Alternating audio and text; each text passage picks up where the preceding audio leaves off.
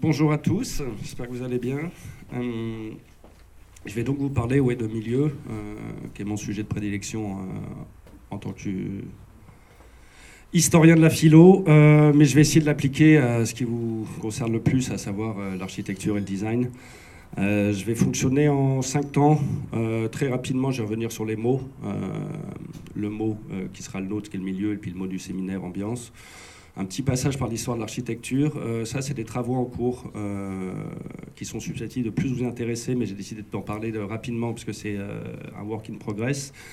Ensuite, je reviendrai sur mon opposition des deux écologies, l'écologie de l'environnement et l'écologie du milieu, pour dire vite. Et je conclurai à la fin sur ce qu'on appelle, ce que j'appelle un design du milieu commun, donc en 4 temps, si j'ai bien compté. Et on commence donc par les mots. Alors, les mots. Milieu, ambiance, environnement, c'est des mots qui sont souvent employés les uns à la place des autres et qui n'ont pourtant ni la même histoire, donc ni la même signification. Celui que j'ai moins travaillé, c'est ambiance, et probablement celui qui vous intéresse le plus, puisque c'est le titre du séminaire. Donc j'ai commencé par milieu. Donc le milieu, ça vient du mésone grec, qui a été traduit par médium ensuite en latin, puis qui est devenu notre mot milieu en français. Le propre de ce mot, qui n'a pas d'équivalent, qui est difficilement traduisible, qu'on pourrait dire intraduisible, c'est qu'il signifie à la fois dans notre langue le centre et l'entourage, l'entre-deux, le milieu entre toi et moi, et l'ambiance, le médium et l'environnement, le média et l'environnement. Donc évidemment, ces deux mots de média et d'environnement sont un peu...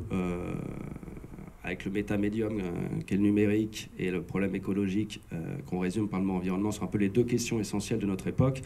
Donc le concept de milieu est central aujourd'hui. Dire du milieu qu'il est à la fois médium et environnement, c'est dire qu'il est ni l'un ni l'autre. C'est-à-dire qu'on ne peut pas le réduire à un environnement puisqu'il est aussi médium, et on ne peut pas le réduire à un médium puisqu'il est aussi environnement. Juste une remarque sur le sens de mésone, sur lequel j'irai rien, mais donc c'est le milieu en grec, et il parlait d'espace du mésone, et c'est très lié en fait à ce qu'on appellerait commun aujourd'hui, puisque l'espace du mésone, pour les Grecs, c'est l'espace politique du commun, l'agora, pour dire vite. Dès qu'on emploie le mot mésone dans les premiers textes grecs, c'est ce qui est au milieu, c'est la parole déposée au milieu, c'est donc ce qui est commun par opposition à l'espace privé qu'on appelait économique. Et donc c'est le lieu de la politique. Donc la première racine du mot est clairement politique, et c'est cette racine-là qui est aujourd'hui plus ou moins oubliée et sur laquelle je vais tenter de conclure. Juste un mot, parce que quand même sur le mot ambiance, le thème du séminaire, c'est donc ambiance pour habiter. Le thème cette année, c'était la propriété. La propriété, c'est probablement une des notions qui est le plus débattue autour du commun, sur lequel je terminerai aujourd'hui, comment dépasser la propriété. Mais juste sur un mot sur ambiance, c'est qu'on ne possède pas une ambiance. On ne peut pas dire que nous avons une ambiance, ou même que nous allons vers une ambiance. Nous y accédons. Et la langue française est particulièrement mauvaise pour traduire ce que signifie qu'une ambiance. On dit par exemple « j'ai froid », alors qu'il est bien évident qu'on ne possède pas le froid. La langue japonaise ne formulerait jamais comme ça. On ne peut pas posséder. Il n'y a pas un sujet qui posséderait l'ambiance. Donc l'ambiance, de fait, on a très peu de mots et de verbes pour en rendre compte, et ceux qu'on utilise habituellement sont affiliés à la propriété, alors que c'est précisément l'ambiance qui ne se possède pas. Sur le contexte, quelques mots.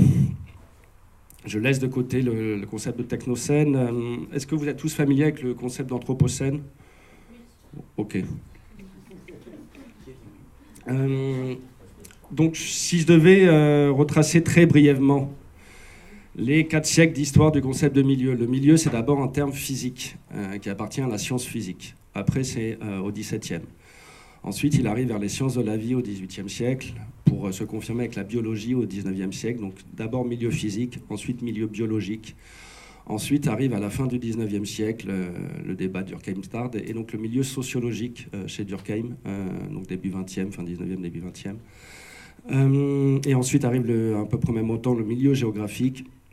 Et le dernier né de l'histoire, en fait, c'est le milieu technique qui apparaît en 1945 avec deux auteurs que sont André Leroy-Gourhan, paléoanthropologue, et Georges Friedman, sociologue du travail, qui élaborent indépendamment l'un de l'autre. Mais ce qui est important, donc, c'est vraiment de voir le trajet physique, biologique, sociologique, technique, si on devait retracer. Donc, s'il devait y avoir trois époques du milieu, la première serait physique, et engloberait le XVIIe et le XVIIIe siècle. Le XVIIIe siècle est en gros le mariage de l'ambiante médium newtonien, parce qu'avant le mot de milieu et le milieu d'ambiance étaient liés. On parlait de médium ambiant, de milieu ambiant, jusqu'à Geoffroy Saint-Hilaire, donc biologie du 19e, qui parlait encore de milieu ambiant. Et il faudra Lamarck puis Comte pour qu'on enlève l'épithète ambiance. Mais dans les langues, par exemple pour traduire milieu en italien, c'est ambiente. Mais en gros, le milieu, c'est c'est le substantif qui a absorber l'épithète ambiance.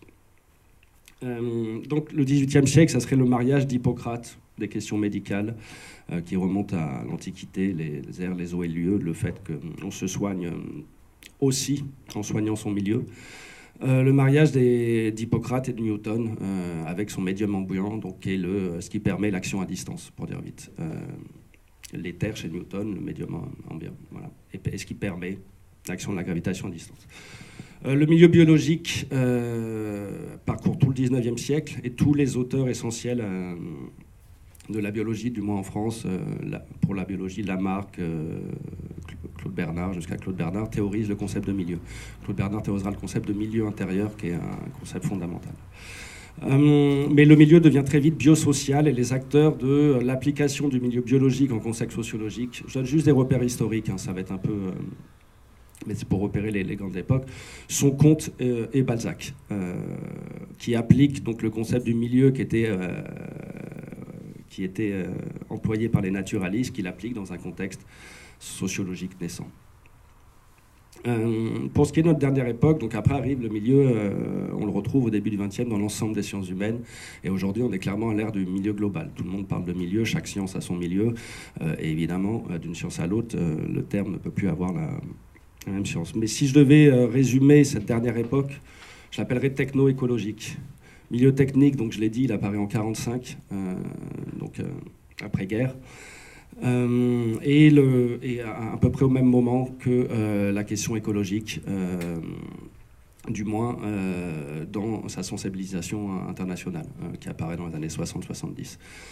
Le point important à remarquer, et qui est peut-être pas assez remarqué, y compris par les historiens du design, c'est qu'en France, du moins, avant on parlait d'esthétique industrielle pour parler de design, le terme de design est définitivement acté. Enfin, il y a évidemment des utilisations auparavant, mais il est vraiment accepté dans les années 70, au même moment où on importe aussi le terme d'environnement. Donc, environnement et design sont deux mots importés de l'anglais. Et il y a un lien très très fort entre ces deux concepts. Le fait qu'ils soient importés en même temps et au succès qu'on sait aussi, aujourd'hui on parle de design pour tout et on parle d'environnement à propos de tout. Voilà, ça date donc des années 70 et le seul à avoir remarqué vraiment le lien intrinsèque qui est entre design et environnement à l'époque, c'est Baudrillard, dans un texte qui s'appelle Design et environnement, que vous trouvez dans l'économie symbolique du signe. Et c'est suite à sa conférence à Aspen, donc Colorado, grosse conférence de design qui s'appelait en 70 Design et environnement. Je dis tout ça parce que je vais revenir ensuite sur la naissance du design en lien avec ce concept. Donc ça, c'était pour quelques repères historiques, juste sur notre époque, qu'on appelle donc techno-écologique. Notre âge, l'âge du milieu, c'est l'âge du milieu techno-écologique. Et il est aujourd'hui, confondu avec un autre terme à la mode et très contesté, qui est celui d'anthropocène, sur lequel je ne m'arrêterai pas. Pour ma part, je suis partisan de l'appeler technocène, mais je n'expliquerai pas ici pourquoi. Juste, il faut remarquer qu'il y a un lien entre non seulement la naissance du concept, le concept de milieu technique, et la réalité que nous vivons, c'est-à-dire une réalité hyper industrielle qu'on nomme grande accélération. À la place d'anthropocène, on peut parler de grande accélération. Là, vous avez probablement des schémas les plus connus de la littérature écolo. qui est la grande accélération, justement, où vous avez côte à côte l'accélération des courbes physico-chimiques et de l'autre côté, l'accélération des courbes socio-économiques, évidemment, les deux étant liés. Et comme on le voit sur le schéma, en gros, tout explose clairement à partir de 1945-1950. Les flux de matière, plus on parle d'écologie, donc je vais dire très peu sur l'écologie, mais si vous n'êtes pas sensible au problème, sachez que c'est beaucoup plus grave que tout ce que vous imaginez. J'ai fait 2 ans dans un laboratoire d'écologie industrielle, c'est là où j'ai commencé à bouquiner. Et il n'y a que l'ignorance qui peut nous préserver de l'inquiétude.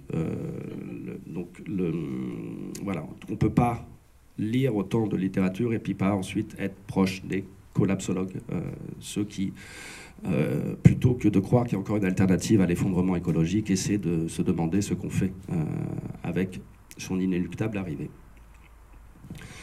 Donc le point remarqué, c'est qu'on vit dans une époque techno-écologique du point de vue conceptuel, milieu techno-écologique, et du point de vue aussi des problèmes que nous avons à surmonter.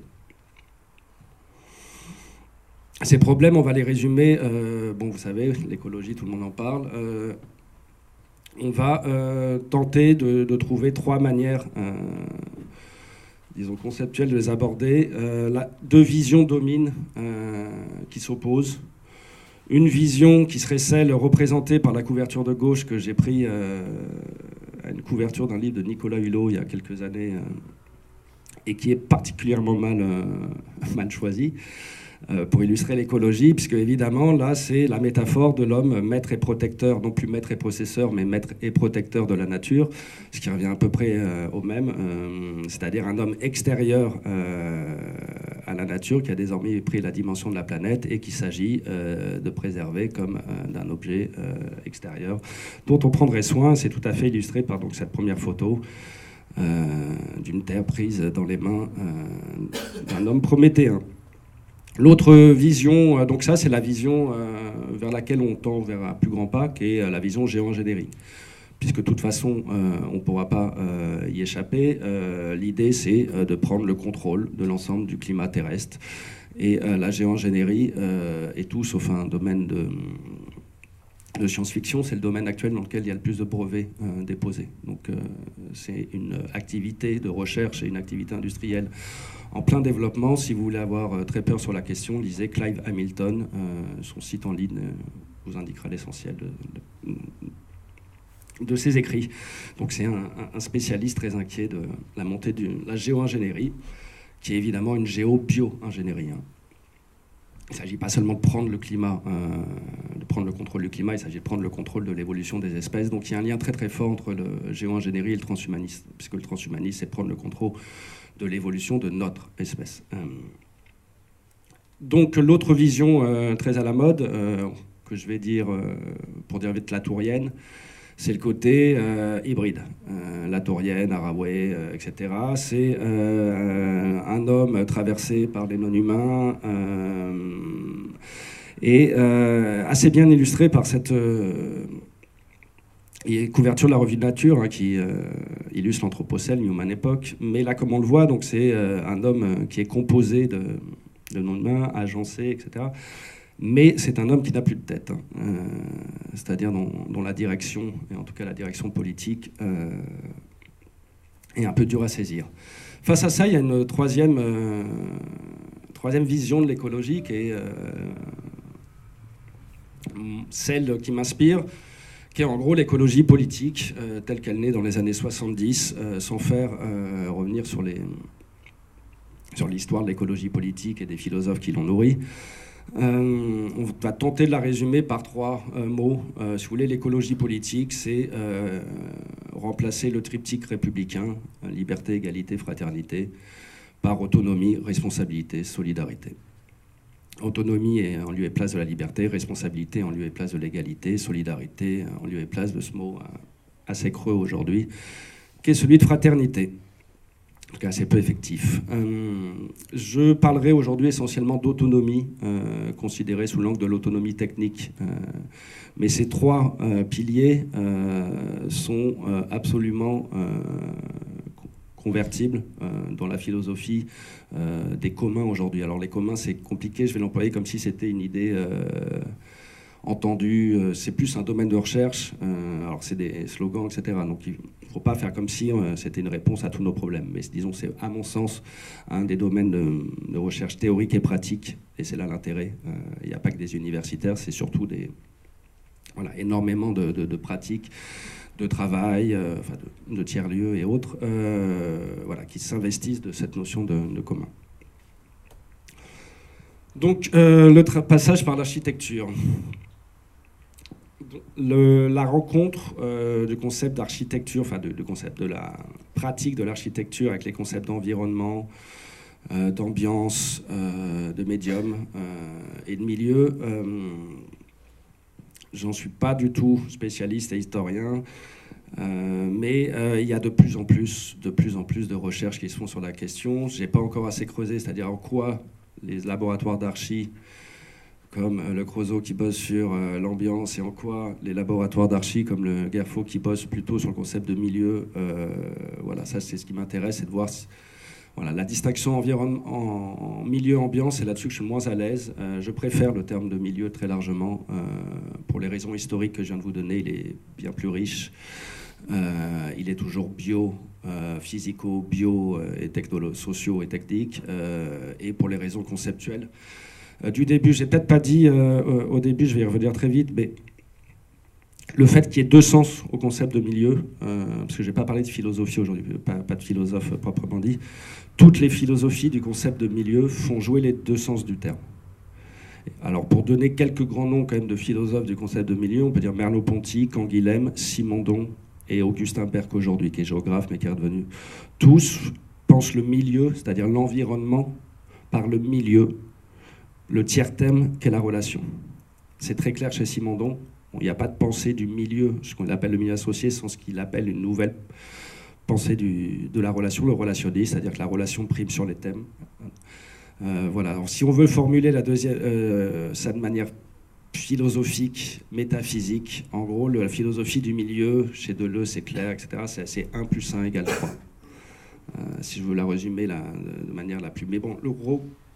Comprenez juste que toute philosophie du milieu, je vous ai cité quelques noms, c'est valable aussi chez Bernard Stiegler, chez tous ceux qui non pas utilisent le mot de milieu, mais conceptualisent le milieu, font systématiquement jouer les deux sens du terme.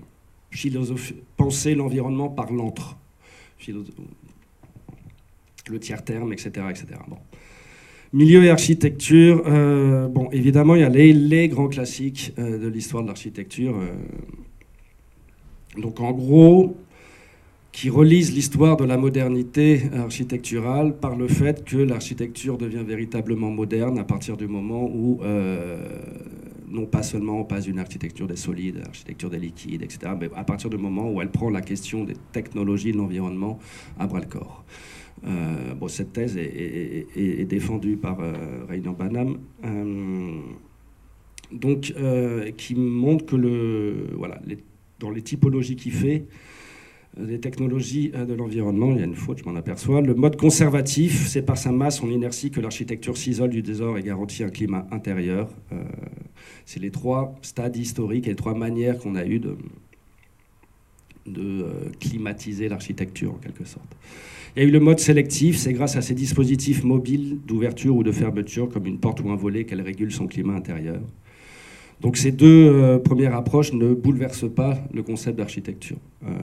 La dernière, par contre, ce qu'il appelle le mode régénératif, la régulation se fait non plus par des éléments architectoniques, mais exclusivement par des technologies environnementales. Celle-ci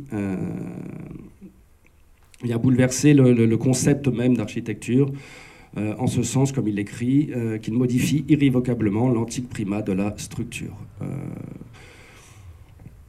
Donc c'est pour donner quelques dates clés. Et il y a 1000 manières d'aborder le lien de architecture, ambiance. Tout ça quand même né à une même période. Et tout ça. De ce que j'ai vu, mais je ne vous en parlerai pas, la première fois où utiliser le mot ambiance dans une problématique architecturale, c'est dans le contexte de l'international situationniste, à lors de la commémoration de mai 68, etc. Tout ça, c'est ce que je suis en train de bosser, donc je préfère, j'indique juste des pistes, mais il n'y a aucune conclusion. Voilà en quoi architecture de l'environnement, architecture de l'ambiance, architecture du milieu se distinguent et éventuellement s'opposent. Je suis très clair sur la distinction environnement et milieu sur laquelle je dirais l'essentiel. Bon, s'il y a bien un architecte de l'environnement et qui est important aussi, c'est Buckminster Fuller, qui est important pour le propos que je vais donner par la suite. Alors Buckminster Fuller, c'est le père de la métaphore du vaisseau spatial Terre, entre autres. C'est un grand architecte connu pour ses dômes géodésiques, que vous voyez la maquette derrière lui. C'est un personnage tout à fait ambivalent, à mon sens tout à fait dangereux, mais génial sans conteste. Donc on a pu le définir comme un architecte astronaute, comme un technocrate de la contre-culture. Ce qui est sûr, c'est qu'il y a chez lui une idéologie de la fin des idéologies. On est dans le contexte de la guerre froide et il est convaincu que la science du design viendra remplacer la politique, pour dire vite. Et ça, en gros, c'est un des pères de l'idéologie californienne telle qu'elle est aujourd'hui en vigueur. L'idée que, en gros, Don't Be Evil de Google, hein, c'est... le design viendra solutionner des problèmes qui, autrefois, étaient de l'ordre des problèmes politiques. Et si idéologie il y a en Californie, c'est bien celle-ci. Donc on va le résumer. Je ne sais pas à quel point vous êtes familier de Buckminster Fuller. Vous le connaissez tous, un peu de nom, pas du tout. Très bien, donc tout ça, bon, alors je passe vite. Il y a un bouquin d'une collection que vous devez connaître, puisque pour vous, elle est quand même très croustillante, édition de B2 de Nicolas Jankovic, dans lequel vous trouvez le bouquin de Buckminster Fuller, avec ses élèves, qui s'appelle Us Three, Energy, Earth and Everyone. Dedans, il a une très belle introduction où il écrit ceci, qui résume assez bien la personnalité de Buckminster Fuller. Volontiers collaborateur de l'US Army et agent de propagande d'un monde fluide dans lequel sauvegarder la liberté et la démocratie, Fuller devient plutôt ce messianique Captain Pax America à la barre du vaisseau spatial Terre, épreuve à la pluie, ils veulent triplement croire, en la possibilité d'une gestion du stock planétaire infiniment mieux administrable, avec ses concepts de dimaction, tenségrité, synergie. En une croissance optimisable dans un monde fini, faire plus avec moins, et donc en un partage pour tous et par le haut strict maximum. Tout ça, ce qui est en gras, c'est des concepts issus de Buckminster Fuller. Bon, pour dire vite, c'est clairement un défenseur du green high-tech, capitaliste vert, ce que vous voulez, mais l'idée que la technologie mise dans les mains de la puissance naissante du calcul des ordinateurs et avec la bonne volonté des designers, arrivera à résoudre les problèmes écologiques dont on prend conscience à l'époque. Pour bien comprendre, il faut voir que c'est à la même époque qu'on publie Halte à la croissance, qui est le premier rapport du Club de Rome, qui a fait beaucoup de bruit, et toujours pareil avec les puissances des ordinateurs naissantes, les simulations, on montre en gros que si on continue le modèle de développement actuel, alors il y a forcément un moment où ça ne fonctionnera plus, à moins de changer une des variables.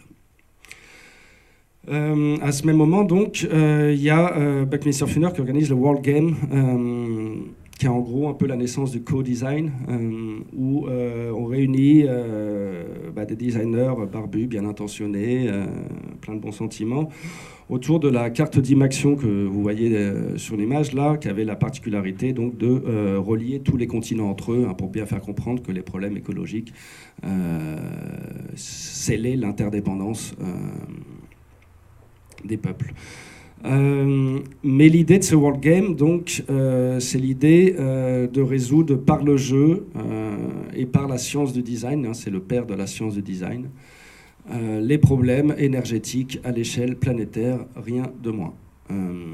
Donc c'est vraiment, à la fois, c'est des expériences très intéressantes, mais à la fois très inquiétantes. C'est-à-dire que où on voit des étudiants en designer, en gros, prendre les responsabilités qui étaient préalablement celles du gouvernement fédéral, quoi.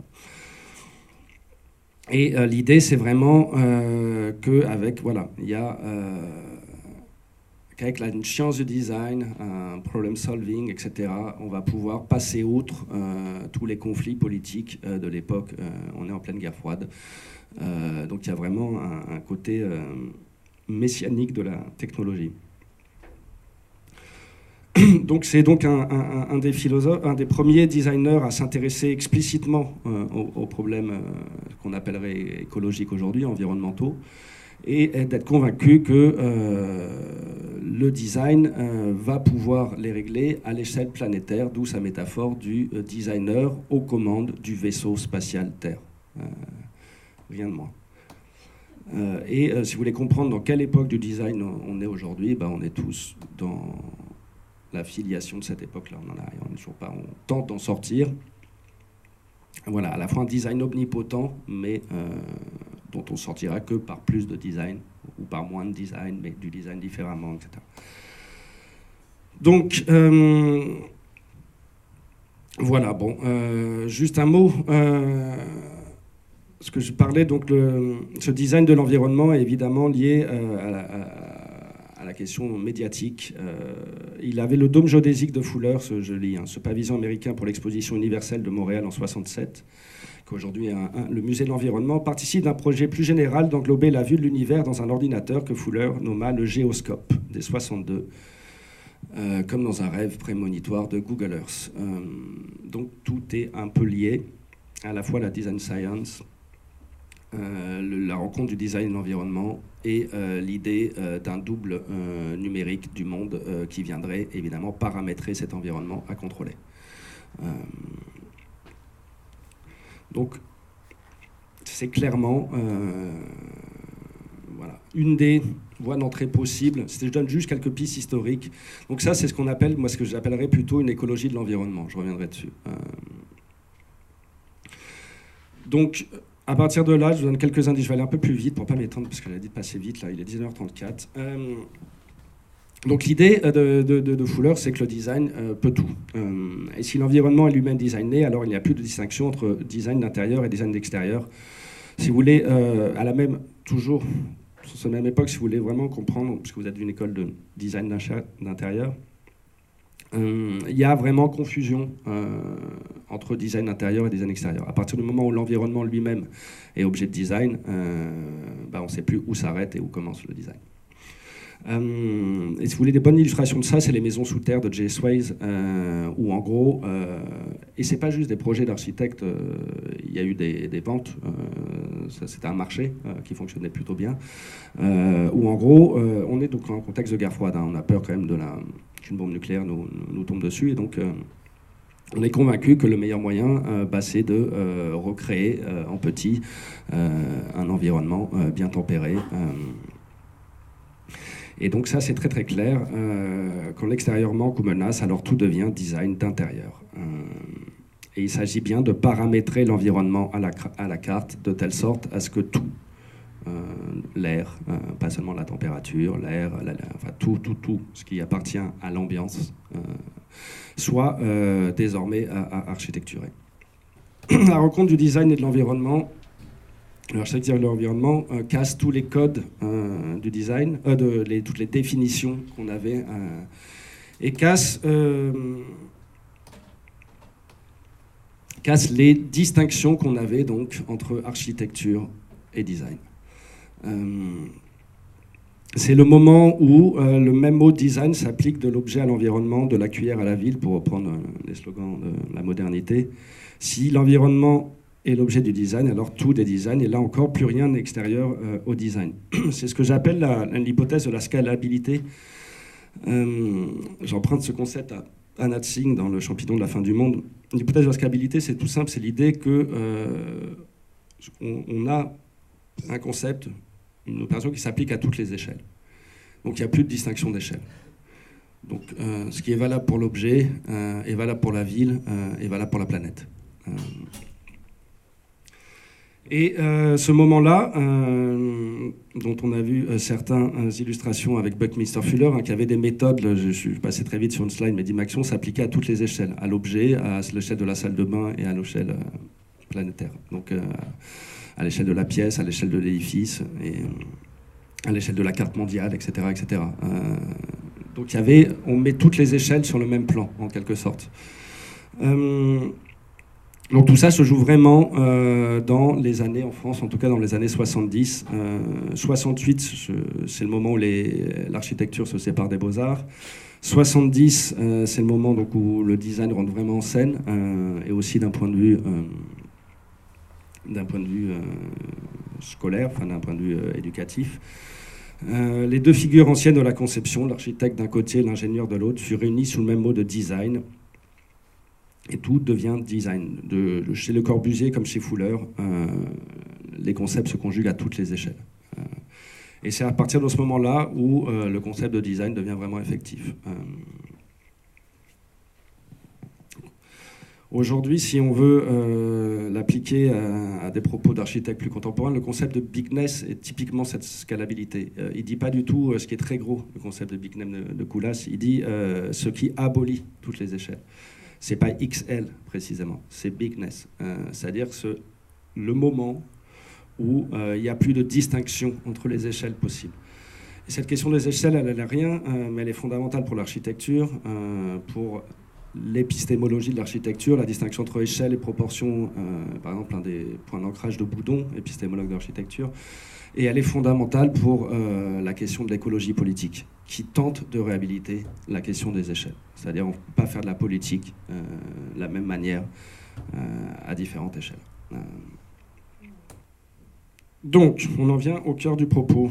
Il est 43, ça va. J'ai continué avec des concepts avant de prendre des exemples. Il y aura des exemples.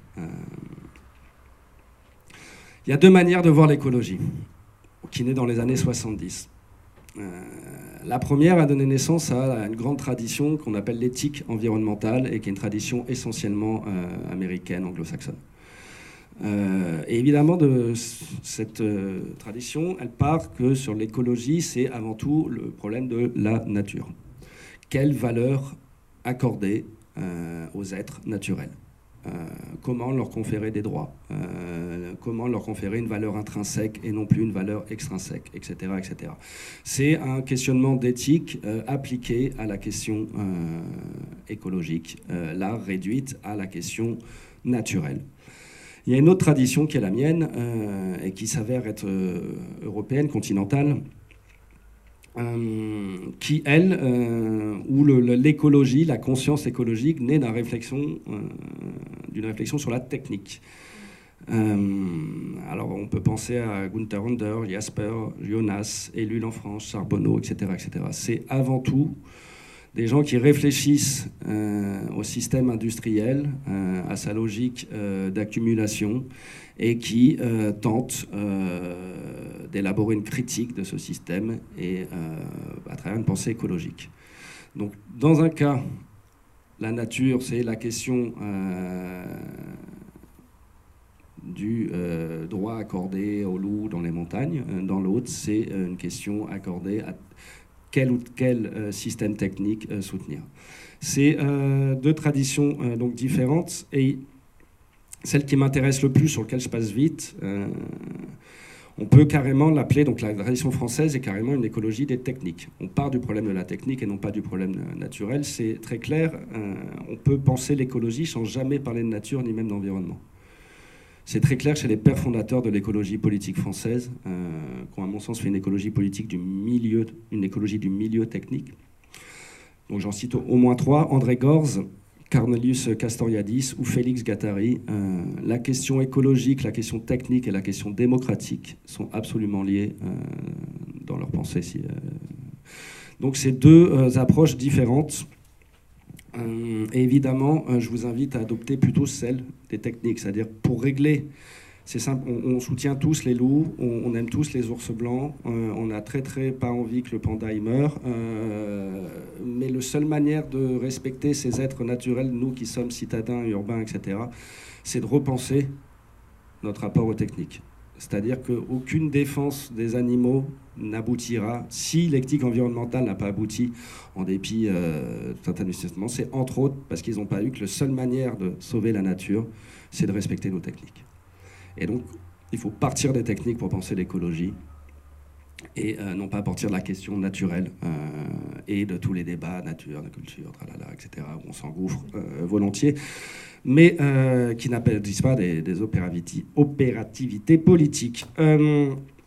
Donc, pour prendre une citation de la tradition de l'éthique environnementale très connue, Aldo Leopold, qui est un des pères de l'éthique environnementale aux États-Unis, si ce n'est le père, un écologiste est quelqu'un qui a conscience simplement qu'à chaque coup de collier, il inscrit sa signature sur la face de la Terre. Donc ça, c'est sa définition de l'écologie, c'est-à-dire prendre conscience de son impact sur la nature. Bah, du point de vue qu'est l'écologie des techniques, en fait, la vraie question, c'est, étant donné que moi, la nature, elle n'existe pas, tout est artificialisé, y compris les arbres qu'on voit. La vraie question, c'est de savoir, en gros, à quoi pense un homme lorsqu'il utilise Alphabet. Alphabet étant le nom de la... Vous connaissez tous, oui. Le nouveau nom de Google.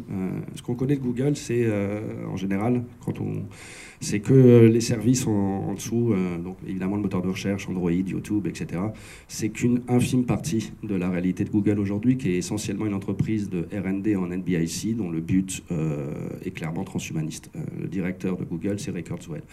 Donc dès que vous utilisez ce moteur de recherche, vous donnez des sous aux transhumanistes. Et dès que vous donnez des sous aux transhumanistes, vous allez dans une certaine vision de la solution à la crise écologique globale, parce que c'est très sensible. C'est tous les transhumanistes, la Silicon Valley sont très, très, très inquiets par la crise écologique. On ne peut pas leur faire comme s'il n'y a pas de négationnistes, quoi.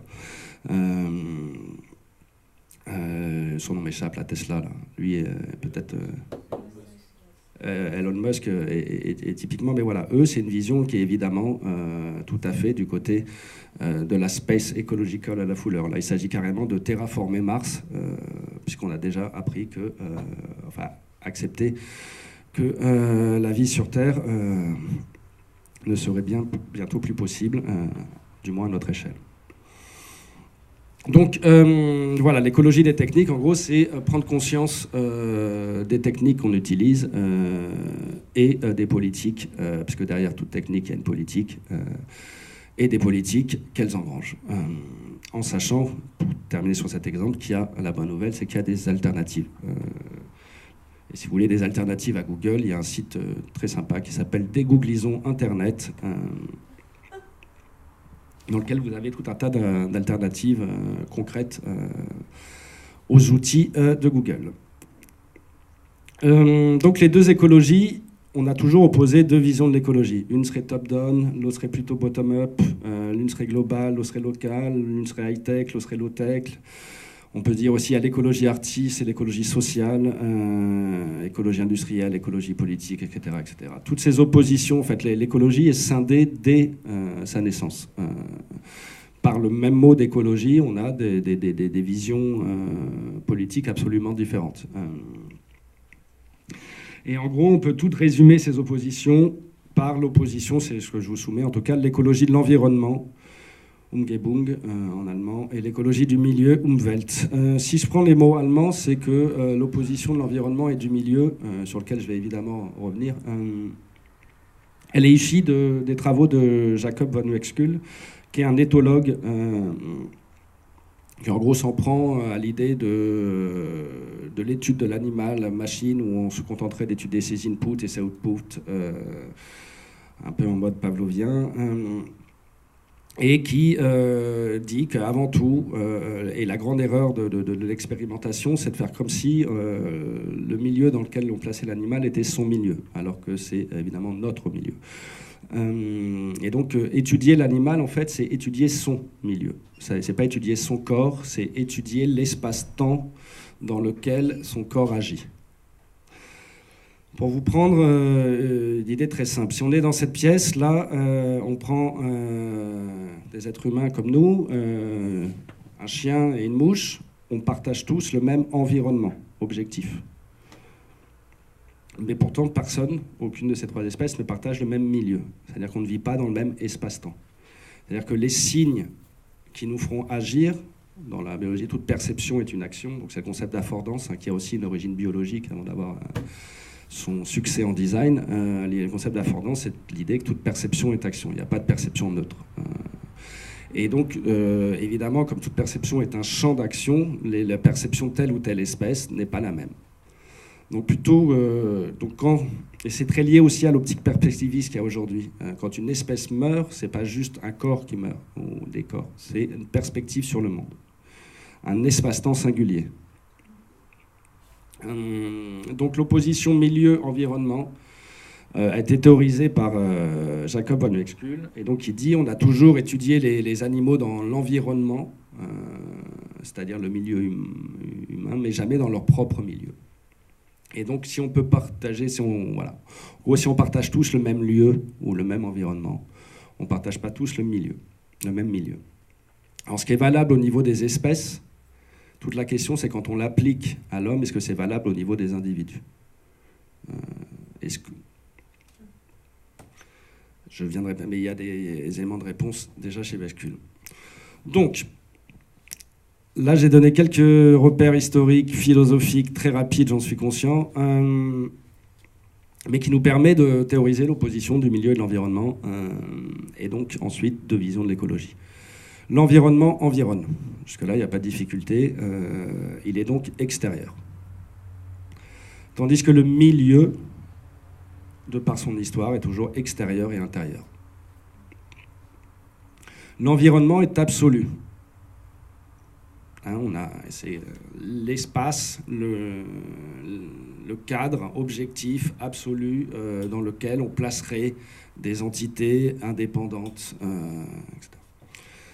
Tandis que le milieu est toujours relatif à l'être vivant dont il est le milieu. Il n'y a pas de milieu en soi, c'est un très mauvais substantif. Il y a le milieu du chien, il y a le milieu humain, etc. L'environnement, et c'est pour ça que j'ai fait mon slide sur ce que écologie de la nature et écologie technique. L'environnement réfère plutôt, quand on dit environnement, dans la tête des gens, ils pensent arbre, ours blanc, ce que vous voulez, la nature. Tandis que le milieu est indissolublement bio, socio, technique, de par son histoire et son usage. Pour formuler ça d'une formule, d'un slogan, c'est assez simple. Le concept de milieu, je vous ai dit qu'il était important chez Canguilhem. Donc j'emploie un concept canguilhébien, changer de norme. Tandis que pour changer d'environnement, il suffit de le modifier. Pour changer de milieu, il faut se modifier soi-même, changer ses normes. C'est-à-dire, c'est très bête comme idée, mais si vous voulez modifier l'environnement, modifiez l'extérieur. Si vous voulez modifier le milieu, il faut modifier la relation à l'extérieur. Ça change tout. Donc avec ces trois idées, donc là on est vraiment dans le domaine abstrait, mais ce domaine abstrait a plein de répercussions concrètes. Donc, avant de rentrer dans les exemples, je donne les idées. Donc, l'écologie de l'environnement et l'écologie du milieu, tout ça appliqué à notre sujet, qu'est l'éco-design. Je donne juste un des grands malheurs, c'est que l'éco-design est devenu une spécialité du design. L'éco-design, c'est à mon sens l'essence du design. Il n'y a pas de design qui ne soit pas écologique dans le triple sens écologique. Rien que le slogan du design « faire mieux avec moins », c'est un slogan qui, par définition, relève de l'éco-design. Et quand les théoriciens actuels du design, Findeli, disent « oui, le design, c'est améliorer l'habitabilité du monde », ils vont évidemment chercher un concept qui n'a de résonance qu'écologique. Donc on est l'habitabilité. Quoi qu'il en soit, il ne faut pas faire de l'éco-design une branche du design.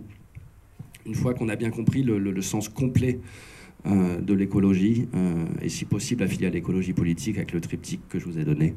Autonomie, responsabilité, solidarité. Écologie de l'environnement. La première s'occupe d'impact sur l'environnement et tente de modifier nos techniques pour les rendre plus éco-compatibles. Ok ? Donc l'idée, c'est de diminuer les flux de matière et d'énergie, de faire de la CV, ou l'éco-conception, analyse de cycle de vie, et de faire des technologies qui impactent moins l'environnement, donc qui diminuent les flux de matière et d'énergie.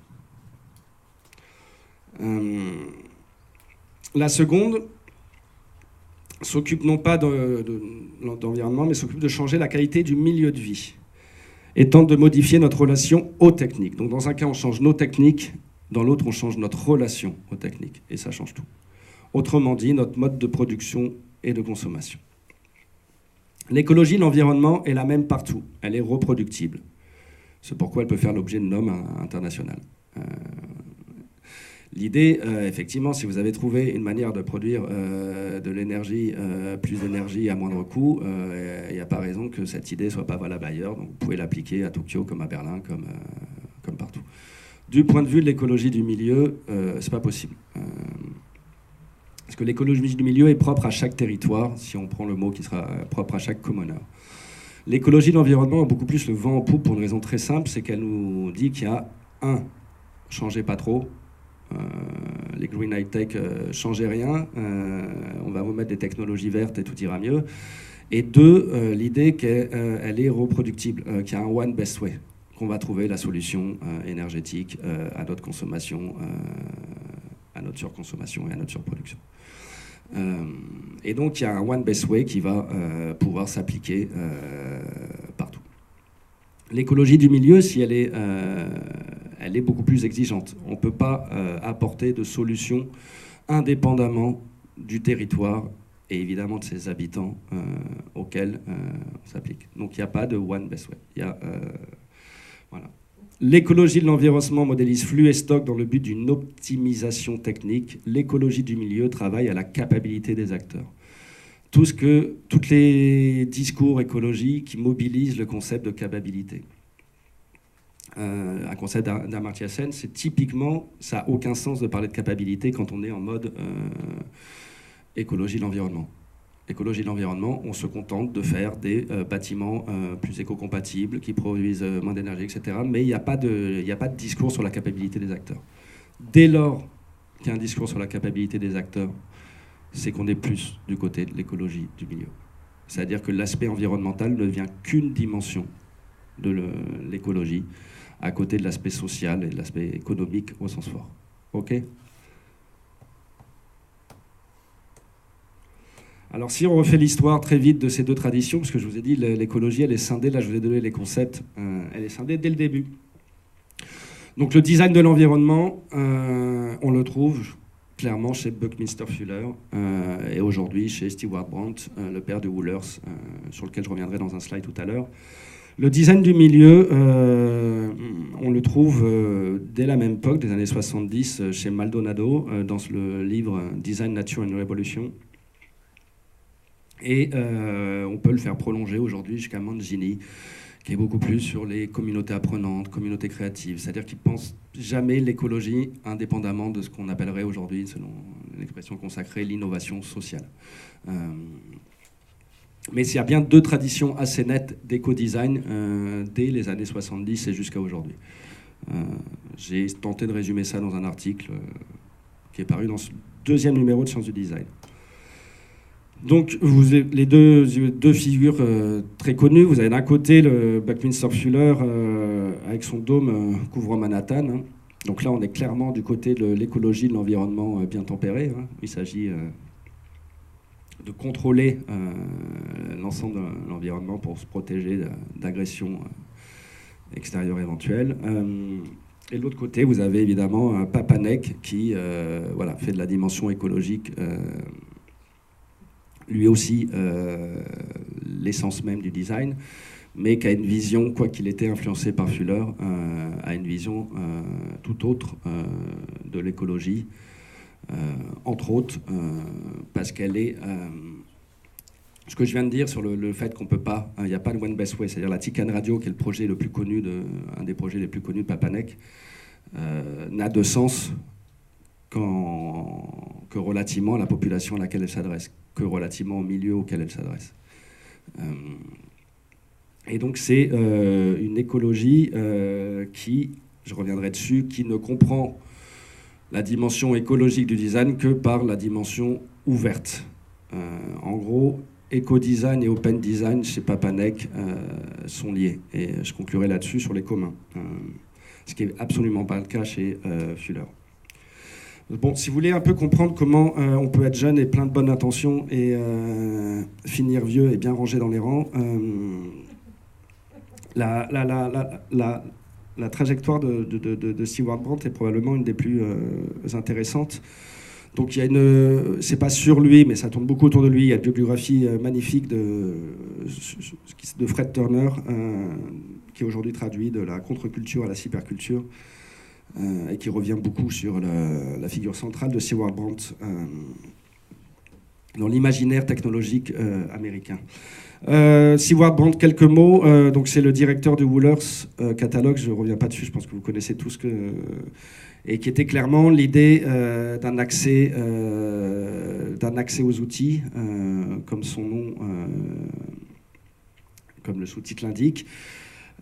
Et on voit, accès aux outils qui n'a évidemment pas... le monde dessiné par le Woolworths Catalogue n'a évidemment pas vu le jour.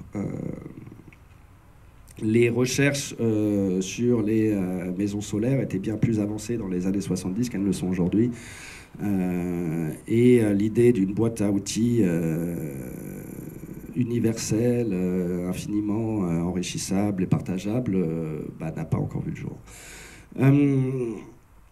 Mais on peut voir la contradiction de Woolworths dès sur la couverture. C'est-à-dire, à la fois, il y a une vision qu'on appellerait très low-tech aujourd'hui, très do-it-yourself, etc. Mais tout ça du point de vue de la Terre vue du ciel. Et l'influence de Fuller là, est essentielle, donc la couverture vient résumer.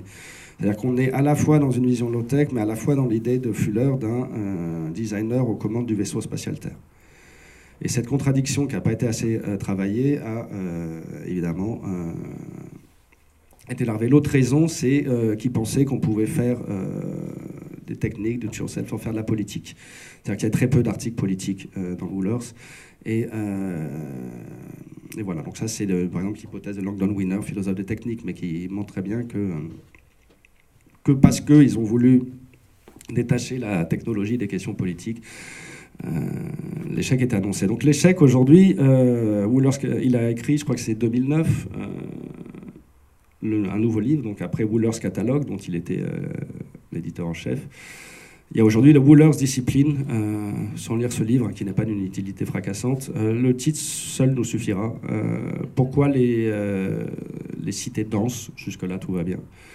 L'énergie nucléaire, les OGM, la géo-ingénierie et ce qu'on appelle l'écologie de la restauration, c'est-à-dire le fait de faire revivre des écosystèmes disparus, sont devenus nécessaires.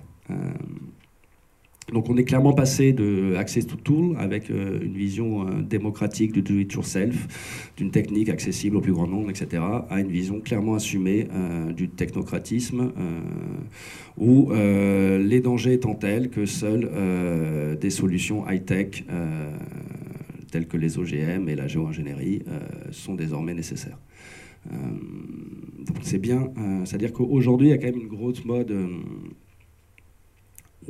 En gros, l'essentiel de nos concepts date des années 70. Et si on ne médite pas plus l'échec des années 70, il y a forte chance qu'on le reproduise. Sauf que nous, si on reproduit l'échec des années 70, si on a un peu lu sur l'Anthropocène, c'est pas juste notre génération qu'on mettra en péril. Voilà. C'est pas juste l'échec d'une révolution, c'est l'échec de la transition.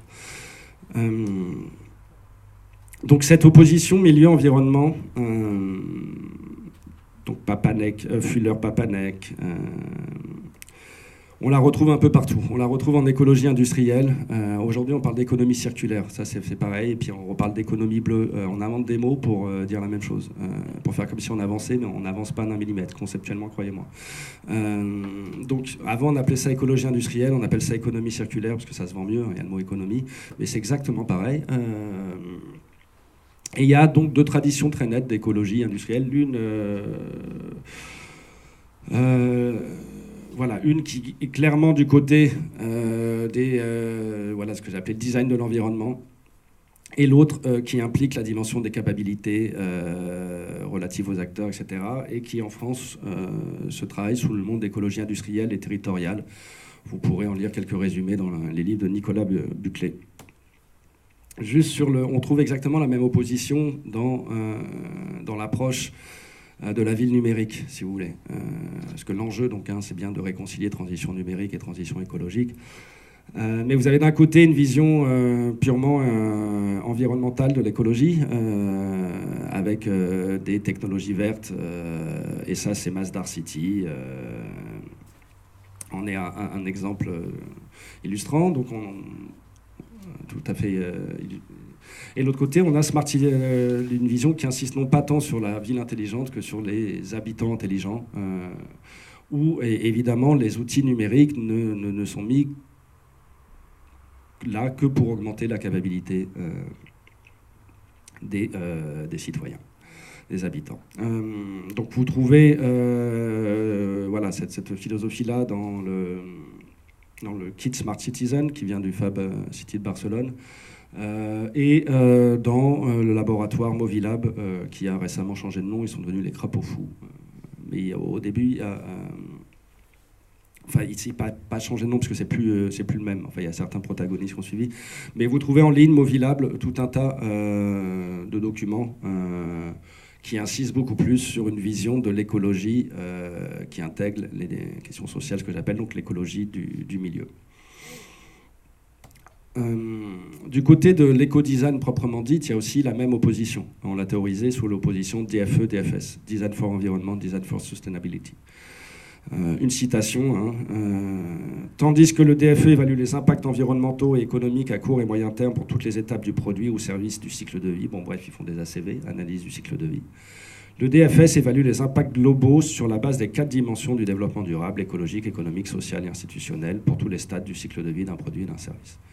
Donc ce qui distingue bien le DFE et le DFS, c'est une vision de l'écologie, dans un cas réduite à l'environnement, aux impacts environnementaux, dans l'autre qui englobe la totalité des dimensions du milieu. Pour le résumer avec une formule, toutes ces différences, il y en a qui insistent que sur la poésie, sur la production.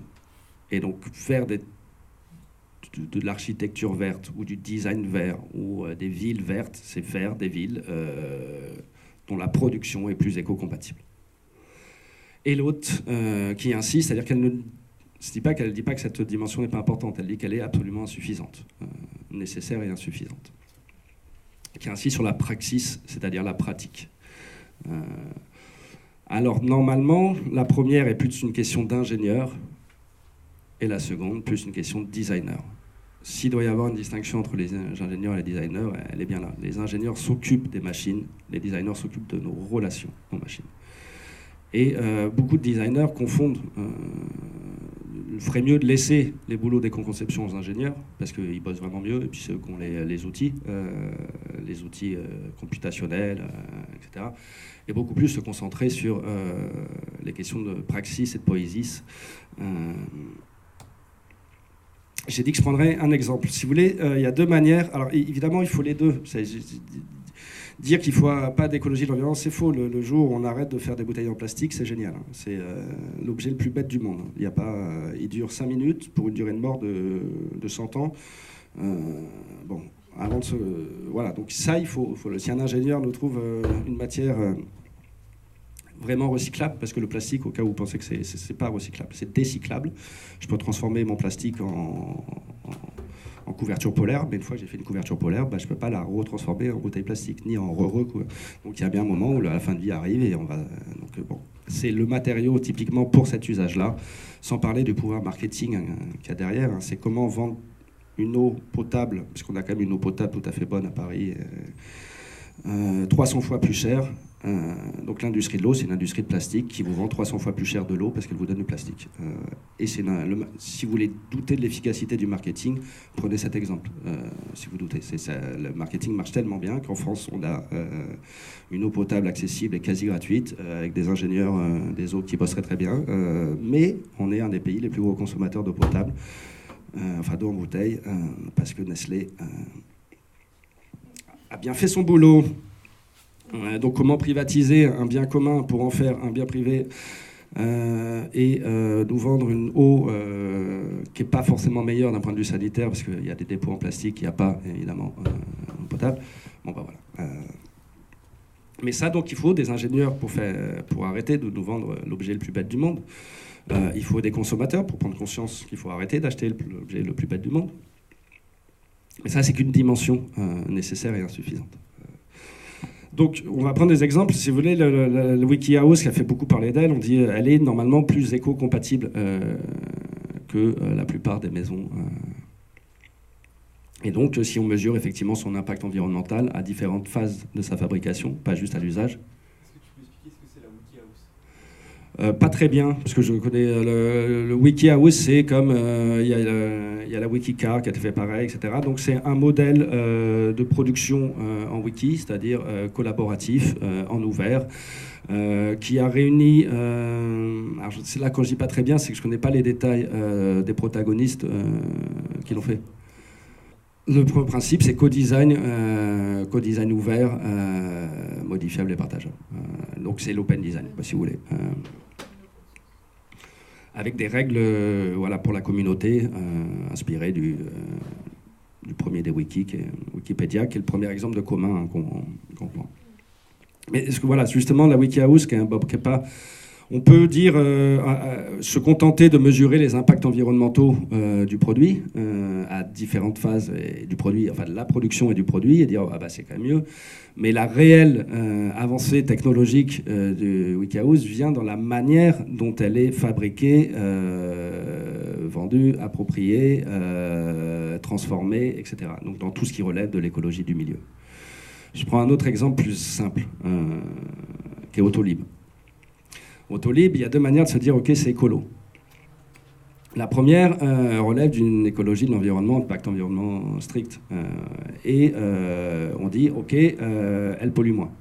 Elle pollue moins parce qu'il y a des batteries électriques à la place des moteurs à explosion. Alors de fait, c'est un mensonge.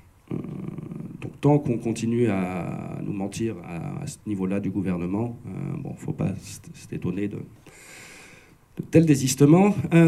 Pourquoi c'est un mensonge ? Parce que quiconque fait un peu d'ACV, justement, sait très bien qu'une batterie électrique produit évidemment pas de CO2 à l'usage, donc moins d'impact. Alors déjà, on a réduit l'écologie au gaz à effet de serre, enfin on a réduit au réchauffement climatique, et le réchauffement climatique au gaz à effet de serre, et le gaz à effet de serre au CO2, ce qui est un peu le mouvement médiatique général. Alors que le CO2 n'est qu'un gaz, et parmi d'autres, le méthane étant tout aussi inquiétant, etc. Bon, on en parle beaucoup moins, parce que ça... Donc en gros, dès qu'on fait un peu d'ACV, il s'avère que ça ne marche pas. La batterie électrique, selon les batteries, il faudrait entre 10 et 20 ans à l'usage pour qu'elle soit effectivement plus éco-compatible. C'est-à-dire qu'elle produit énormément de CO2 à la phase d'extraction, à la phase de production, sans même parler, là il n'y a plus du problème des fins de vie et du traitement des métaux lourds, etc., qui est tout sauf réglé, sans même parler de la source d'approvisionnement de ces batteries qui, juste qu'à preuve du contraire, est nucléaire. Et le nucléaire, c'est pas un mince problème. Voilà. Donc, si on se limite à ça, on peut appeler ça un peu du greenwashing. Imaginez qu'on remplace toutes les voitures automobiles de Paris par des voitures électriques. Ça ne sert à rien. Les gens n'ont rien compris à l'écologie. C'est-à-dire, un des textes fondateurs de l'écologie, c'est Ivan Illich, Énergie et équité. En gros, il montre que la voiture est contre-productive. Mais elle n'est pas contre-productive parce qu'elle pollue. C'est-à-dire qu'on a une vision trop de l'écologie qui est limitée à la pollution environnementale. Elle est contre-productive parce qu'elle produit l'inverse de ce pourquoi elle est faite. Elle était faite pour gagner du temps, elle nous en fait perdre. Donc il montre dans un texte de 72 que l'Américain moyen passe 4 heures par jour dans sa voiture, pour sa voiture. 2 heures dedans, les embouteillages, 2 heures au boulot pour payer ce qu'elle lui coûte, c'est 4h30, et une demi-heure à la bichonnée, etc., etc. 4h30, et par des calculs, il montre que s'il allait en trottinette ou en vélo au boulot, non seulement il y serait plus vite, mais en plus il travaillerait moins. Ça, c'est l'idée de contre-productivité, c'est une idée fondamentale. Puisque j'ai commencé à faire une description sur Illich, le concept d'Illich est technologie conviviale, et en plus, c'est des techniques hétéronomes. Un des trucs hétéronomes, c'est-à-dire qu'on n'est pas capable de comprendre et donc de réparer soi-même. Et donc qui nous rend aliénés à un système de services dont les garagistes se sont enrichis. Vous avez vu il n'y a pas longtemps, il y a un truc qui m'a fait mourir de rire dans le Gorafi, c'était un garagiste avoue, enfin, le joint de Gulas est une invention. Non, mais c'est juste pour dire le nombre de personnes qui sont allées faire réparer, plutôt que d'apprendre aux personnes à voir comment marche Et ben, on les alliait à la société de service et ma grand-mère, très régulièrement, avait des crises d'angoisse parce que sa voiture tombait en panne et qu'elle ne comprenait ni comment ni pourquoi, que c'était une vraie boîte noire, etc. Aujourd'hui, avec l'électronique, qui est à 80% la valeur ajoutée d'une bagnole, c'est pire. Donc en gros, tout ce qui favorise la boîte noire, on oublie, et tout ce qui peut casser cette boîte noire, Illich l'appelait technique conviviale, et avec un concept clé d'autonomie technique. Donc, en gros, tout ça pour expliquer le concept de contre-productivité. Une technique n'est pas forcément problématique quand elle est polluante pour l'environnement. C'est pas réduire l'écologie au problème sanitaire, c'est qu'une dimension, l'écologie, même si elle est importante. La problématique, c'est que le système industriel est devenu contre-productif. C'est-à-dire qu'il produit l'inverse de ce pourquoi il est fait, et on pourrait l'appliquer à différents systèmes. Alors lui, il avait appliqué au système, à l'industrie pharmaceutique, il avait appliqué à l'école. Je pense à Paul, puisque tu as un truc, c'est quand même son bouquin, Deschooling Society, a vraiment fait beaucoup de bruit à l'époque, et il a inspiré la Global Tooth, sur laquelle je suis en train de travailler, qui est la première contre-école, de contre-architecture, de contre-projet, bon, qui s'avérait une contre-réussite aussi, mais bon, voilà. Bon, bref, l'autolib, donc, voilà, si on remplaçait tout par des voitures électriques, on n'aurait absolument pas résolu le problème de la voiture en ville. Elle polluerait tout le temps, autant de manière visuelle, probablement de manière sonore, il y aurait la même congestion, il y aurait aussi peu d'espace public, etc. etc. Et surtout, voilà, les chiffres aujourd'hui sont confirmés, la vitesse moyenne d'une voiture en ville est de 16 km/h. Le vélo, c'est 14. Donc je vous laisse imaginer, voilà, sans compter du fait que si on prenait moins la voiture, on aurait probablement moins de problèmes de santé, puis que tout ça irait mieux, etc., etc. Donc voilà, ça c'est une vision plus écologique. Donc pour terminer sur l'autolib, soit on a une vision bassement technologique, on dit changer les techniques, faites rien. Là où la technologie autolib est vraiment, pas autolib, mais le modèle qui porte est possiblement révolutionnaire, c'est précisément sur l'idée qu'il faut il faut arrêter de penser qu'on est propriétaire de sa voiture. Et pour accompagner la logique propriétaire du pavillon, la bagnole a été évidemment essentielle. Dans cette construction que chacun a panoplie pour soi, chez soi, la panoplie des techniques modernes. Donc l'autolib, là où il est révolutionnaire, c'est plutôt du côté de l'économie de la fonctionnalité. J'ai parlé d'économie circulaire ou d'écologie industrielle tout à l'heure, hein, ça vous le savez tous, c'est le fait de transformer les déchets en ressources. Okay, il y a évidemment d'autres composants, mais le point essentiel est là. Sortir d'un système linéaire qui transforme des ressources renouvelables en ressources, en déchets inexploitables. Donc ça, c'est le système sur lequel on vit. Et, voilà.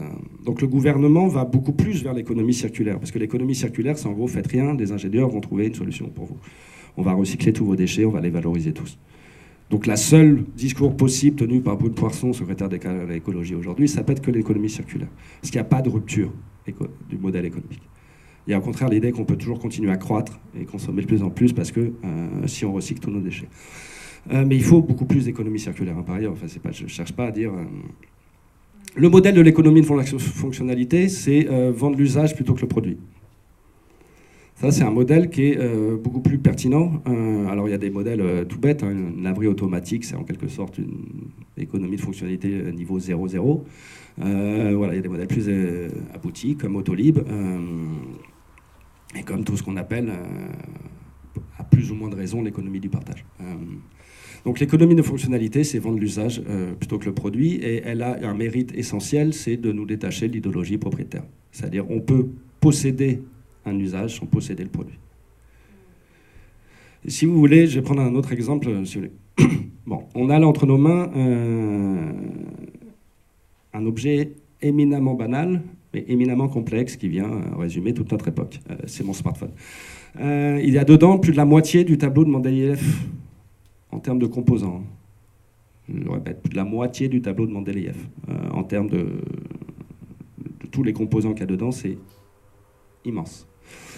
Et évidemment, la plupart sont des métaux qui... alors, j'ai pas les slides, hein, mais vous trouvez ça, normalement, je fais ça dans d'autres conférences.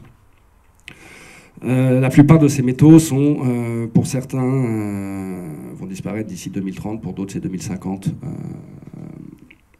Donc la plupart, c'est-à-dire de ce modèle-là, c'est comme si je disais je fais une maison qui va tenir 50 ans. Dans 50 ans, ou 30, parce qu'on est en 2020, là je vous ai dit 2050, voilà. Personne ne dit, bah non, pas terrible ta maison quand même, ça serait pas mal qu'elle dure un peu plus. Bon là on est sur un modèle industriel dont on sait qu'il ne tiendra pas plus de 30 ans. Le silicium, il n'y en a bientôt plus, etc. Bon. Face à ça, il faut vraiment changer. Il faut faire du DFD, c'est-à-dire du Design for Disassembled, c'est-à-dire pour faire de l'économie circulaire, avec ça, il faut le penser dès la conception. C'est-à-dire il faut penser à un objet qui est plus facilement modulable, détachable, dont on peut isoler les éléments pour mieux les recycler. Et à quelque part, c'est ce qu'essaie de faire le Fairphone. Vous voyez ce que c'est le modèle Fairphone ? Ils ouvrent clairement la boîte noire, donc c'est un marché, c'est un téléphone qui est sur le marché, qui se prétend plus juste, comme son nom l'indique. Idée d'un designer au départ, néerlandais, et qui a deux mérites, c'est qu'il ouvre la boîte noire, un, sur la réalité du mode de production et des métaux qu'il y a derrière notre surconsommation de smartphones. Donc en gros, sur les mines à ciel ouvert en Afrique, et il s'engage de ce point de vue-là à ne pas faire travailler d'enfants, à ne pas financer les guerres. Donc là, ce serait plutôt de l'économie sociale et solidaire. Mais il ouvre la boîte noire aussi avec une coque transparente et avec des pièces beaucoup plus détachables et donc beaucoup plus réparables. Et idéalement beaucoup plus recyclables. C'est-à-dire que pour recycler ça, pour l'instant, c'est impossible. Soit c'est des petites mains qui le font et pour en jeter les trois quarts qui vont, etc. Parce que c'est vraiment typiquement la politique des déchets. Hein. Nous, on produit les déchets, mais on ne les traite pas. Hein. On ne s'occupe jamais des déchets qu'on produit. Hein. Déchets, c'est un truc de psychanalyse. Hein. On veut bien consommer, mais on ne veut pas avoir notre merde. Donc, le moyen de faire ça, c'est faire un peu plus d'économie circulaire. Mais le vrai moyen, j'essaye d'expliciter le concept d'économie de fonctionnalité. Si on disait, OK, les matériaux sont la propriété de l'entreprise qui les agence. Samsung, Apple en premier lieu, etc.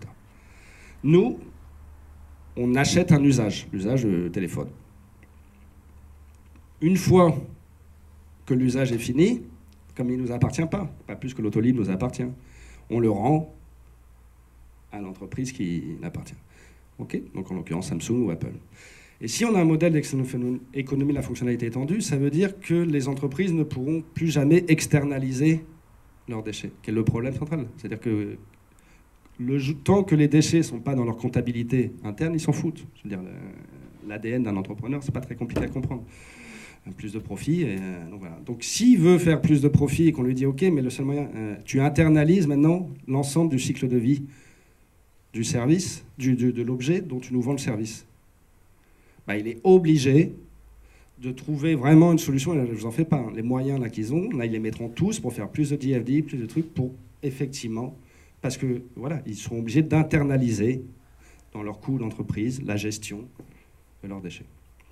Donc ça a l'air de rien l'économie de fonctionnalité, mais sur nos usages les plus banaux, si on était juste locataire des services et non plus propriétaire de l'objet, ça serait peut-être, à mon sens, une des seules voies vers laquelle le système pourrait perdurer. Parce que là, il ne faut pas se mentir. Si tous les enfants qu'on est en train de faire vont tous avoir des smartphones, à l'échelle de 2040, c'est une catastrophe qui n'est pas juste environnementale, écologique de l'esprit, etc. Voilà. Il y a aussi une crise industrielle. C'est-à-dire le problème des écologiques étant toujours un problème de raréfaction des ressources d'un côté et d'augmentation des déchets de l'autre. Mais là où il va y avoir raréfaction de ressources, on n'a toujours pas aujourd'hui d'alternative.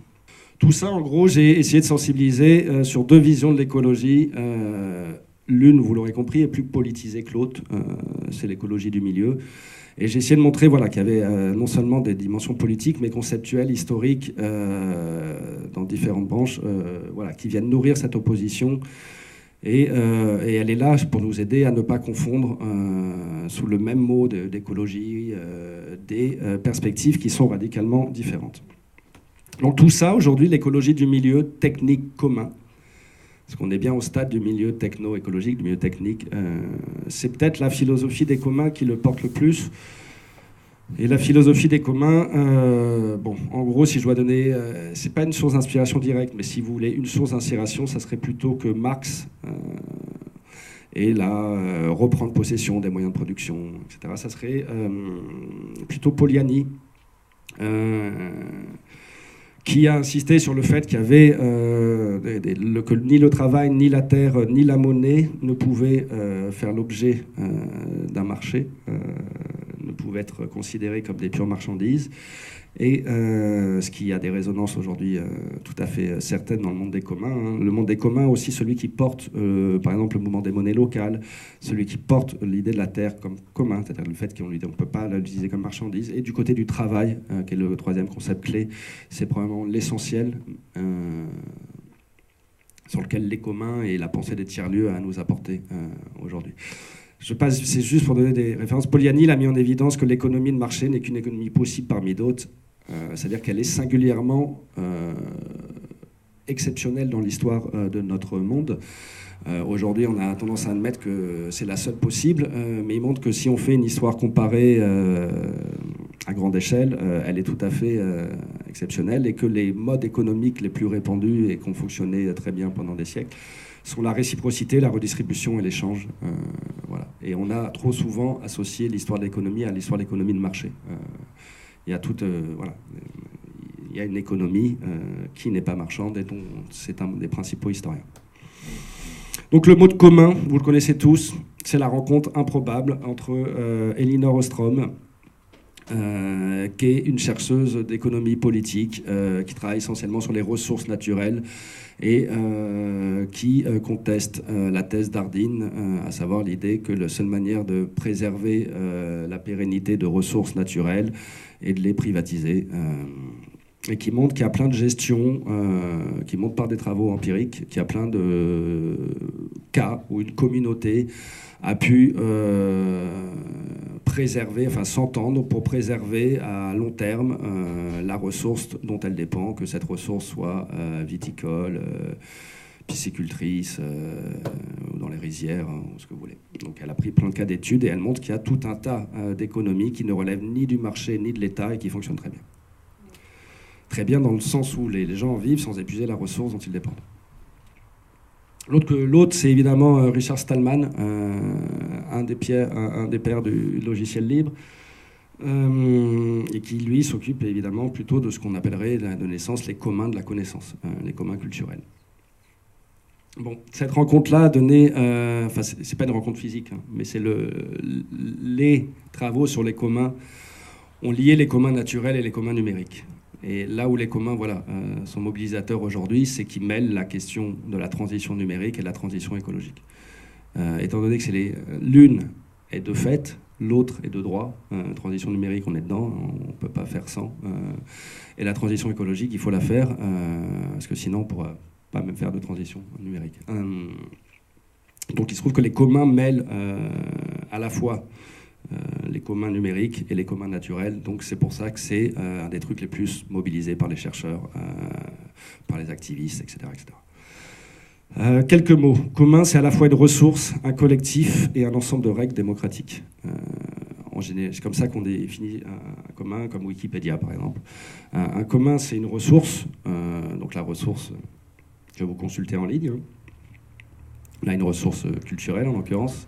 C'est un collectif qui gère cette ressource. C'est la communauté des actifs de Wikipédia, sans lesquels il n'y aurait pas de Wikipédia. Et c'est les règles démocratiques énoncées par ce collectif pour préserver la pérennité de la ressource. Donc il y a à la fois une dimension ressources, collectifs, règles, et ça définit un commun. Quelques mots, il faut avoir une approche non substantialiste des communs. C'est-à-dire que les communs ne sont pas des biens communs. Autrement dit, il n'y a pas de commun par nature. On pourrait dire, OK, il y a des choses qui sont communs, d'autres qui ne le sont pas. L'eau, l'air, etc. vont être des biens communs. OK, mais ça, un logiciel ne peut pas être un bien commun. Non. En fait, tout peut être un bien commun. Et d'ailleurs, tout peut devenir un bien privé.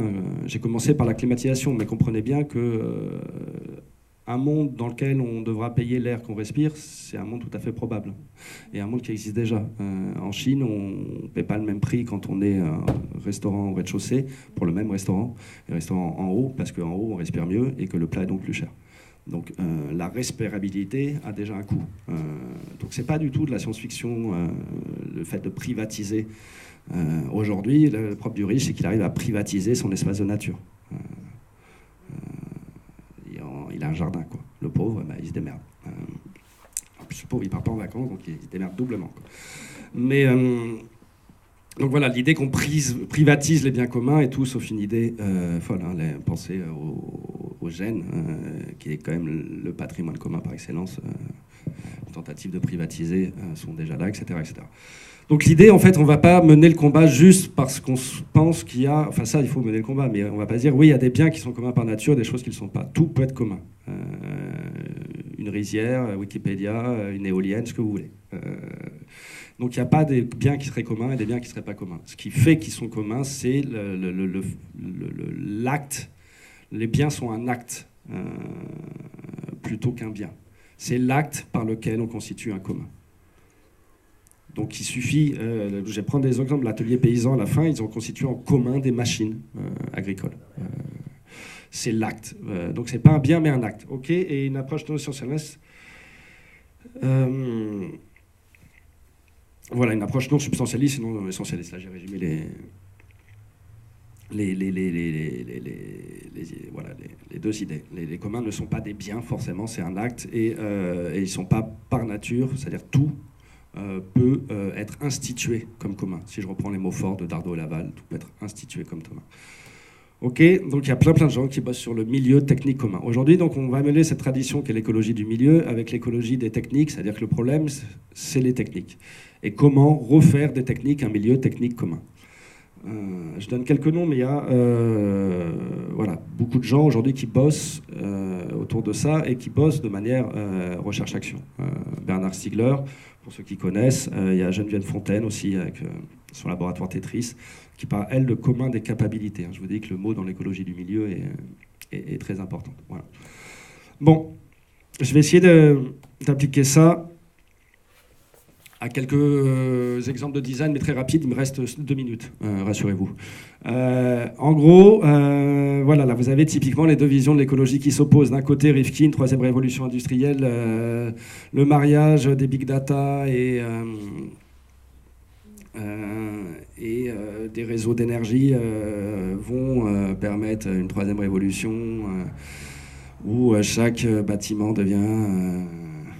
autonome et production d'énergie, etc. Donc ça, c'est la version high-tech, Rifkin, révolution industrielle, qui fonctionne plutôt bien. L'autre côté, il y a le côté permaculture, les villes résilientes, incarnées par Rob Hopkins. Et donc voilà, les villes résilientes, où on se remet à la perma dans le jardin. Donc et entre ces deux visions, il y a, évidemment, il faut trouver la troisième voie. Une vision purement technologique, une vision...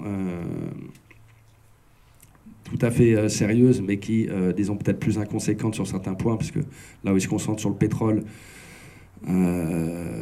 sur certains points, ça n'empêche pas de continuer à acheter des bouteilles d'eau en pétrole. Donc,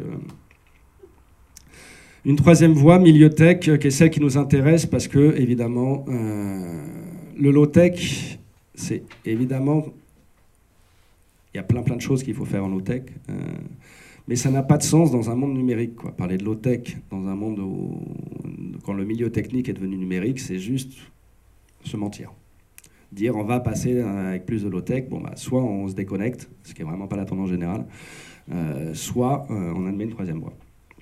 Donc, si vous voulez, les 3 R de l'écologie, il y a 3 manières de l'aborder. Il y a une vision économie circulaire, c'est en gros recycler. Recycler tout. Mais il se trouve que pour recycler le gaz à effet de serre, pour recycler des matériaux de plus en plus complexes, avec des infinités de composants, etc., c'est essentiellement une affaire d'ingé, quoi. Si les ingés bossent pas, on est mal barré, quoi. Donc ça, c'est plutôt la version high-tech, en fait, le recyclage. Parce qu'on est toujours focalisé sur le recyclage de nos objets, de nos poubelles domestiques. Mais les poubelles domestiques, c'est même pas 2% des poubelles générales. Donc c'est pas du tout le problème. C'est plutôt une version high-tech, c'est comment... voilà, il faut, et ça va vers les espoirs du gouvernement, la métallisation, toutes les nouvelles fermes Green High Tech, etc. Donc il faut, mais c'est une affaire qui désengage un peu le citoyen. C'est en gros bosser pour nous, on attend les solutions. Réduire, c'est la meilleure des solutions, il n'y a aucun doute. Si vous voulez, aujourd'hui, on a besoin de 5 planètes. Notre consommation, c'était dit encore hier au Parlement, par une bonne façon. On a besoin de 5 planètes pour assouvir notre consommation. Bon, bah, soit on cherche les 4 autres, soit on réduit notre consommation par 5. C'est pas plus compliqué que ça, mais manifestement, personne n'a l'air de vouloir penser à la seconde hypothèse, qui m'a l'air un peu moins compliquée que la première. Mais voilà, donc là, c'est pas moi comme vous, on est tissé de contradictions. J'ai beau être éminemment convaincu par la cause écologique, je réduis beaucoup, mais il y a plein de choses que je ne réduis pas et que je devrais réduire, et je culpabilise, etc. etc. Donc c'est clairement la voie la plus importante, celle du slow design, etc. Mais qui reste tout à fait minoritaire et inapplicable. Donc notre espoir, il se joue sur le troisième, réparer, réutiliser. C'est pour ça que je vous parlais un peu de DFD tout à l'heure, etc. Et ça, c'est plutôt ce qui est mobilisé par tous les makers, toute la dynamique des tiers-lieux, de l'open source, etc. C'est l'idée qu'on va faire des objets ouverts, donc infiniment plus réparables, donc infiniment plus réutilisables. Et derrière la réutilisation, si on la pousse jusqu'au bout, c'est pour ça que je parlais d'économie de la fonctionnalité. Il faut vraiment penser à la réutilisation, pas juste réutiliser en fin de vie. Comment changer l'utilisation d'un même objet, comment on peut réutiliser à plusieurs un même objet, comment, etc. etc. Ça, c'est plutôt ce qui est développé dans la dynamique des tiers-lieux. Et ce qui va avec une certaine conséquence. Je vais vous résumer ça avec une phrase de Simondon. Il dit, le problème de notre monde c'est pas qu'il est pas assez industriel, c'est pas qu'il est trop industriel, c'est qu'il est pas assez. Les makers, s'ils sont intéressants, c'est là-dessus. C'est-à-dire que là où on appelle, contrairement au côté des croissances low-tech, qui est plutôt, par ailleurs, j'adore le livre L'âge des low-tech de Bill Hooks, il y a plein de... je ne cherche pas à critiquer l'idée, je me dis juste que ce n'est pas celle que je vois plus convaincante. Voilà, dans cette tiers-lieu, donc il y a bien l'idée que si on pousse le logique industriel jusqu'au bout, avec l'imprimante 3D, etc., on va pouvoir sortir des contradictions du système industriel. Et pousser la logique industrielle jusqu'au bout, chez Simondon, c'est se détacher du produit. Le produit, c'est typiquement une vision artisanale de l'objet technique. Là où il y a vision industrielle de l'objet technique, c'est qu'on oublie le produit et on se concentre sur les éléments et le réseau. Donc là où on met en articulation des éléments modulables, réparables, réutilisables, standardisés, ce que vous voulez, avec un réseau collaboratif, etc., on touche vers quelque chose où le système industriel se rassied enfin sur ses pieds. Donc c'est juste pour ça que ce que j'appelais milieu tech, c'est ceux qui veulent sortir, qui ont bien compris que c'est pas juste avec des technologies vertes qu'on s'en sortira, qui ont bien compris que ce qui est important, c'est pas changer notre technique, mais notre relation aux techniques. Donc notre mode d'appropriation, de partage, de consommation, d'utilisation des techniques, et qu'on cette honnêteté comparant au low-tech, d'assumer le fait que le monde de demain ne sera pas low-tech. Donc si la voie la plus stimulante conceptuellement est peut-être la plus, et ce qui se joue dans ces mouvements-là, pour le dire très vite, ces mouvements-là, c'est l'idée, la réunion de l'open design et l'éco-design. Ce que j'ai résumé tout à l'heure en disant, il n'y a pas transition démocratique, transition écologique, c'est la même chose. Et c'est vraiment en ce sens que les questions posées par la démocratie technique et les questions posées par l'écologie technique se rejoignent. Et donc il faut bien comprendre que l'open et l'éco-design aujourd'hui se rejoignent. Les objets ne sont pas ouverts et durables, ils sont durables parce qu'ouverts. Et il y a aujourd'hui éminemment d'exemples de rencontres de l'open design et de l'éco-design. Le propre de ces mouvements, je lis qu'une phrase là, c'est qu'on ne peut pas changer, qu'on ne se contente pas de changer les techniques, certaines relations aux techniques, c'est pour soi, forme et fond s'opposent. Si je prends juste l'exemple de la plateforme Communecté, qui est plutôt... qui n'a pas réussi assez à fédérer, mais qui au départ était une très très bonne idée. Elle est à la fois en open source, c'est-à-dire que le code logiciel est accessible à tous, et en open data, c'est-à-dire que les données collectées sont considérées comme un bien commun. Donc évidemment, on accorde le fond et la forme, etc. Bon, il y a tout un tas d'exemples de rencontres d'open design et d'éco-design. Je terminerai par un exemple que j'aime beaucoup, qui est l'atelier paysan. Donc là, il y en a 4, un exemple, vous les connaissez tous, je pense. Il y a la COP 21, la POC 21, excusez-moi, Proof of Concept 21, où là, voilà, où les objets sont pas low-tech, puisqu'ils sont faits par souvent imprimante 3D, sont écologiques parce qu'ouverts. Enfin, c'est de la plus, pour prendre l'ensemble des exemples, c'est leur dimension environnementale n'est jamais dissociable de leur dimension d'ouverture sociale et d'ouverture dans la production et dans la consommation. Il y a l'open source écologie. Il y a donc là c'est le Global Village Construction 7. Il y a la communauté de Jerry Do It Together. Et j'introduis juste sur le fait que, parce que avec cette photo, tu sais toi comment ça marche un ordinateur. Donc là, l'idée, c'est de recycler. Donc il y a toujours l'idée environnementale. On recycle des composants qu'on réutilise, etc. Mais derrière ça, il y a évidemment la dimension. En ouvrant l'objet, on apprend à l'utilisateur à se l'approprier. Le Owner Manifesto, c'est disait tout ce qu'on ne peut pas ouvrir, je ne le possède pas. Ça fait partie des 150 manifestes qui sont sortis dans les écoles de design, etc. Mais que vous trouvez cité dans le manifeste des manifestes, l'article que vous trouvez sur Internet Actu, si vous cherchez les références. Mais là, il y a bien cette idée, tout ce qui ne s'ouvre, je ne peux pas posséder ce qui ne s'ouvre pas. Et donc derrière cette idée d'ouverture, il y a évidemment l'idée d'éducation, éducation qui est nécessaire à l'autonomie technique, qui est le but de l'écologie du technique commun. Là où on est aliéné à la machine, c'est-à-dire on a juste les inputs et les outputs, on sait s'en servir mais on ne comprend pas ce qu'il y a dedans, il n'y a pas d'écologie du milieu technique possible dans cette optique. Donc l'autre exemple sur lequel je terminerai, qui est l'atelier paysan, qui est un des plus concluants aujourd'hui, qui est une coopérative d'autoproduction.